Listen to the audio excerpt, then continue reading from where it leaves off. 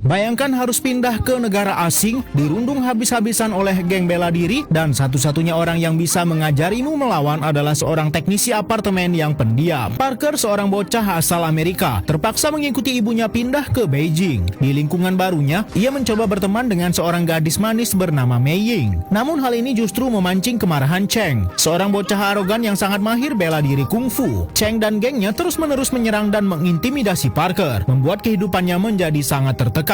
Puncaknya saat Bri Parker mencoba membalas keisengan mereka, ia dikejar dan disudutkan oleh geng Cheng. Tepat saat dia hampir celaka, Tuan Han, seorang teknisi perbaikan apartemen yang selama ini terlihat biasa saja, tiba-tiba muncul. Dengan gerakan kungfu yang sangat cepat dan mengalir, Tuan Han berhasil menangkis serangan seluruh anggota geng tersebut tanpa melukai mereka secara berlebihan, melainkan menggunakan tenaga mereka sendiri untuk saling menjatuhkan. Tuan Han kemudian membawa Bri Parker menemui guru geng tersebut, Master Lee, untuk meminta damai. Namun Master Lee yang kasar justru menantang mereka. Sebagai jalan tengah, Tuan Han mendaftarkan Bri Parker ke turnamen kungfu terbuka dan meminta geng Cheng berjanji untuk tidak akan mengganggu Bri Parker selama masa latihan. Latihan yang diberikan Tuan Han sangat tidak biasa dan membuat Bri frustasi. Bukannya diajari menendang atau memukul, Bri hanya disuruh memakai, melepas, menjatuhkan, dan memungut jaketnya berulang kali setiap hari. Saat Bri kehabisan kesabaran dan berniat berhenti, Tuan Han membuktikan bahwa gerakan membosankan itulah yang membangun refleks otot yang sangat kuat untuk menangkis serangan. Mulai dari titik itu, Bri berlatih dengan sungguh-sungguh, mempelajari keseimbangan, ketenangan, dan fokus di berbagai tempat. Hari turnamen akhirnya tiba, Bri tampil memukau dan berhasil melewati berbagai babak penyisihan dengan gemilang. Khawatir muridnya akan kalah, Master Lee diam-diam memerintahkan salah satu petarungnya untuk melukai kaki Bri secara ilegal. Akibat kecurangan itu, lutut Bri Parker terluka parah dan petugas medis melarangnya melanjutkan pertandingan. Namun Bri Parker memohon kepada Tuan Han untuk melakukan perawatan tradisional pada kakinya agar ia bisa kembali ke arena. Ia bersikeras harus menyelesaikan pertarungan ini demi mengalahkan rasa takutnya sendiri.